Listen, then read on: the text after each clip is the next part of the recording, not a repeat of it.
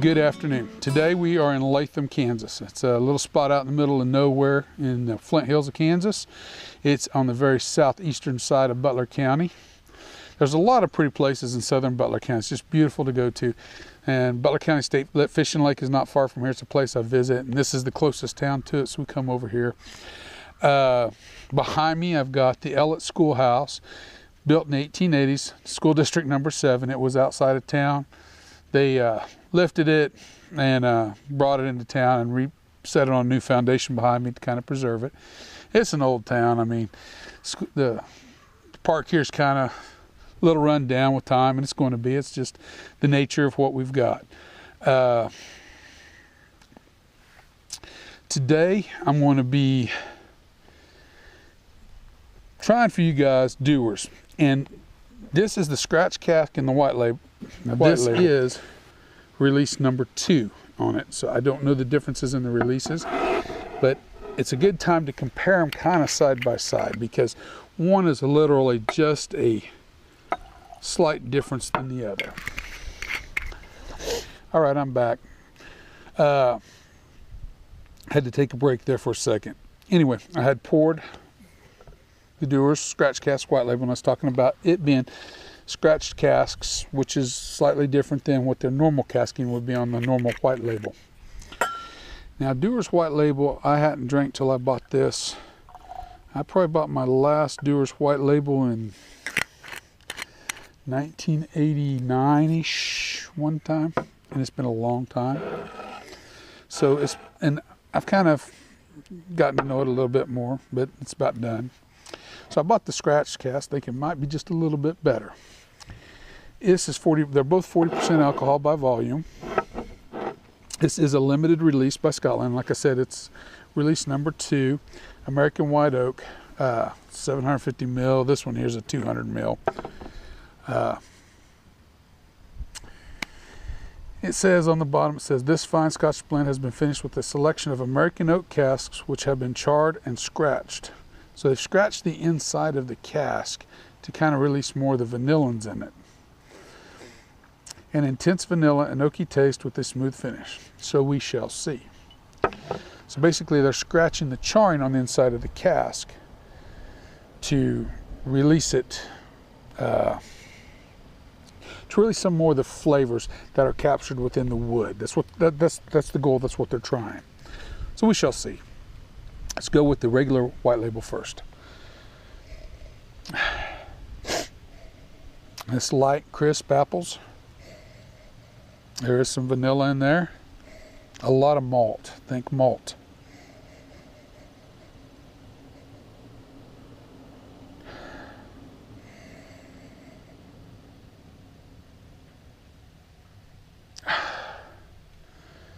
An ever so faint bit of cinnamon. Not much. There is a very background cinnamon note in this one. Okay, let's do the scratched cask. And if we'll notice, the color is darker on the scratch cask ever so slightly. As far as viscousness, they both run legs about the same. There's not much to be noted different in there. Now the apples are not light and crisp. They're still got that apple note there that you're going to find with the Dewars. But there's something more bready in it. It's a deeper, darker note on the apple. It's not light and crisp no more. It's just probably just that old standard red red apple you get. But there's a bread note to this in the malty side of it.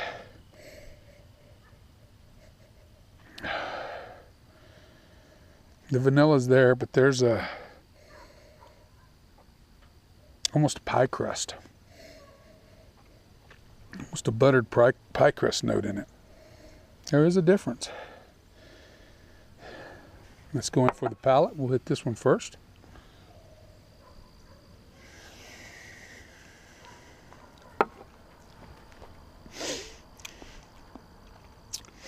Again, a light malty Scotch. The maltiness and the richness of the grain comes forward, but there is an apple note there. It's still there. Then there's a light, the vanilla note still there.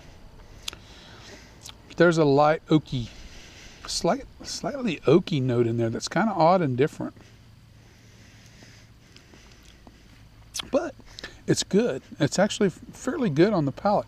It's not going to win any stores. It's not going to win anything. It's probably second fill, third fill casks or more.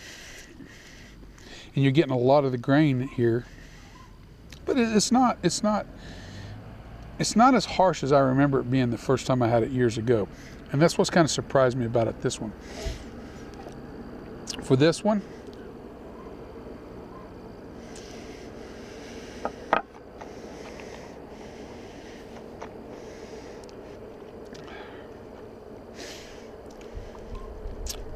there's a more rich flavor in this one. The malt is rich, almost a less grainy note, less brightness in the grain note in this one. It's a deeper, more rich flavor pattern here.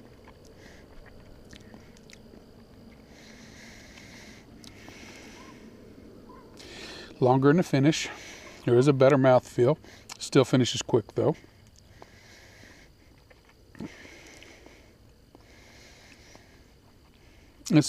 I'm assuming it's the same blend, just aged a little differently than this one. I know the casks they use are different because they stayed on the bottle. But there's a slight bit of more intense fruity note with this one. This one's more of a light, crispy, fruity note.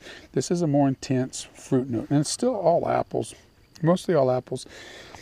Maybe a little pear. I would go with a little bit of pear involved in this one too. Overall, they're both, this one is an okay guys, this one's not gonna, I mean, you can drink it, but it's not gonna win any awards. I have a hard time giving it much more than 78 out of 100, honestly. I can drink it, but it's just not all that interesting, okay? This one does ratchet up the interest factor a lot, but not by much. Again, this one probably drinkable wise and on the enjoyment scale, a little more enjoyable and drinkable. Neither one's going to bring forth much in the way of smoke. You get mostly just a malty Scotch with the grain layers behind it. Very intense grain layers behind it. So I'm trying to give this one a score. I give this one a 78. This one's 2 points higher. I'll go ahead with just a basic 80 on this one. I mean, it's not a super fine dandy Scotch, but again, you're paying $24, I think, for this versus $22. I think this was $24.99, and I think this was like 21 something, come to a little over 22. So you're doing about $3-4 difference between the bottles. Better presentation, much more fancier than even the 750 version of it. But it's not totally, it's not the 12-year-old. It's going to be a lot better. This isn't as good as the 12, but it's not bad. This is a better drinker than this one though, guys. I can ramble on about this for a long time. So basically what I'm telling you, this is a better product than this. This is going to give you a little deeper, fruitier notes. It's going to give you a little lighter, fruitier notes. This is going to bring your maltiness and your grains out. Little less grain note on the grain note's better developed on it versus not as well developed on this. It's a better product to me than this. So anyway, I want to sign off here because I can go on forever. We got a 80, 78. Remember, the spirit in your glass isn't running from you. Take your time, sip it, and enjoy it. You'll be better for it. I'm from the little town of Latham, Kansas. Everyone have a good evening.